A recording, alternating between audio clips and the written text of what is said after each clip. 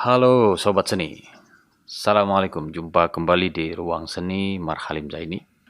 Ada beberapa guru yang bertanya pada saya tentang bagaimana cara melatih anak-anak membaca puisi. Ya, yang rupanya guru-guru ini memang sering diminta untuk melatih anak-anaknya terutama yang akan mengikuti lomba baca puisi.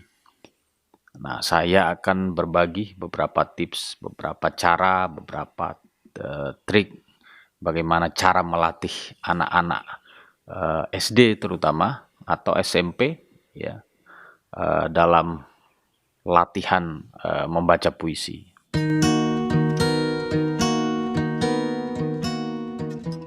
Pada dasarnya sebetulnya membaca puisi itu latihannya sama saja ya. Jadi kalau kita berlatih untuk bersiap mengikuti lomba baca puisi, apakah itu latihan untuk anak-anak atau untuk orang dewasa atau mahasiswa misalnya, itu sebetulnya pada dasarnya sama. Tetapi tentu saja ketika kita menghadapi seorang anak SD yang ingin berlatih membaca puisi, tentu perlu pendekatan-pendekatan khusus karena saya kira anak-anak SD dalam konteks membaca puisi dia lebih pada bagaimana berekspresi dan mengembangkan bakatnya. Ya, targetnya saya kira itu. Tetapi dalam sebuah lomba tentu dia juga harus mengikuti kategori-kategori penilaian yang ada di dalam yang biasanya dipakai untuk menilai lomba baca puisi. Ya, ini juga bisa untuk anak-anak yang nanti menonton video ini. Anda juga bisa melatih diri Anda sendiri di rumah.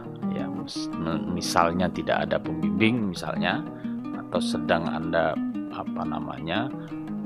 ingin berlatih sendiri di rumah. Mungkin cara-cara ini bisa juga dipakai ya. Yang pertama adalah Anda harus memilih puisi yang pas ya untuk anak-anak. Nah, ini memang agak gampang-gampang susah karena selama ini mencari puisi khusus untuk anak itu menjadi sesuatu yang sulit ya. Karena saya lihat ya, yang saya amati, puisi-puisi yang selama ini diperlombakan dalam baca puisi anak itu puisi-puisi yang ditulis oleh orang dewasa, dan dengan tema yang kadang juga tidak sepenuhnya untuk anak-anak ya. Jadi tema yang dewasa begitu. Meskipun itu bisa universal ya. Misalnya puisi-puisi tentang doa, tentang Tuhan, puisi-puisi tentang alam, lingkungan, tentang ibu, tentang guru itu ya. Nah, yang kedua, setelah itu pahami puisi itu. Kalau Anda seorang guru, ajaklah anak-anak ini untuk mulai pelan-pelan memahami puisi itu. Ya, karena ini tadi puisi yang sederhana, puisi memang untuk anak-anak. Jadi saya kira anak-anak ini mungkin akan lebih cepat memahami puisi itu. Tetapi tetap harus dibimbing bagaimana tafsir dia, ya, pemahaman dia terhadap teks puisi itu, supaya ini terhindar ketika dia mulai baca puisi dia salah memaknai itu, bukan salah ya, tidak tepat memaknai itu, sehingga cara bacanya juga akan tidak tepat. Berikutnya, setelah dia memahami puisi itu, minta dia membaca puisi itu. Nah, ini tujuannya apa? Untuk melihat kekurangan dan kelemahan atau kelebihan dari anak ini ketika dia membaca puisi. Setelah itu kan kita bisa melihat di mana titik-titik kelemahan anak ini. Ya, misalnya dia lemah pada artikulasi. Nah, nanti pada saat proses latihan kita akan lebih fokus pada artikulasinya.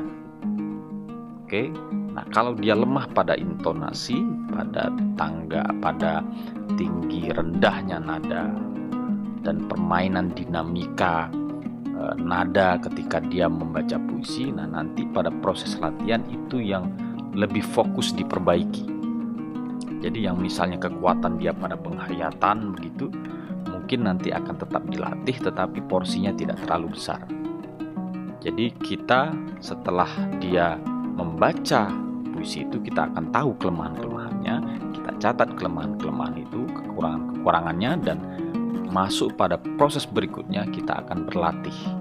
Nah, latihlah anak ini sesuai dengan fokus pada kelemahan-kelemahan yang ketika dia baca puisi tadi. Oke, dan latihan-latihan ini tentu Anda bisa cek di video saya sebelumnya, misalnya tentang latihan artikulasi, latihan intonasi, ya, dan banyak video saya tentang cara baca puisi, ya. Nah, Anda bisa lihat itu. Nah, kemudian latihlah terus menerus, ya. Setelah itu dia terus menerus membaca puisi itu. Lebih banyak, ya, membaca puisi itu berkali-kali itu lebih bagus, ya, karena itu akan membuat dia lebih mahir di dalam membaca puisi. Jangan cuma sekali, 2, 3 kali, tapi lebih, mungkin 10 kali, 20 kali, terus menerus. Tentu mungkin tidak dalam satu waktu, ya. Anda bisa cari waktu yang mungkin satu hari ini mungkin 10 kali, mungkin 2 latihan berikutnya mungkin 10 kali, mungkin latihan berikutnya bisa ditambah jumlah latihan dia membaca puisinya. Nah, dalam proses latihan ini buatlah seasik mungkin, ya, latihan yang membahagiakan. Jangan terlalu tegang, jangan marah-marah, jangan menyalahkan gitu, ya. Tetapi lebih beri motivasi, beri bimbingan yang baik. Sesekali beri permainan yang mengasihkan, yang bisa memperluas imajinasi dia gitu, ya, mengembangkan imajinasinya. Saya menyarankan juga kalau bisa memang dihafal puisi ini, meskipun, ya, ini tidak wajib, karena ketika dia baca puisi itu dia pakai teks. Jadi dia pakai teks karena dia lomba baca puisi misalnya, ya. Jadi itu dihafal gunanya untuk dia lebih mahir membaca puisi. Dia tidak lagi terganggu oleh teks gitu, tetapi dia sudah teksnya sudah dalam kepalanya, dan dia lebih fokus kepada ekspresinya, lebih fokus dia bagaimana memainkan iramanya, mengucapkannya dengan pas gitu. Oke, saya kira itu beberapa tips saya untuk Anda semua sobat seni yang mungkin mau berlatih baca puisi, khususnya untuk anak-anak.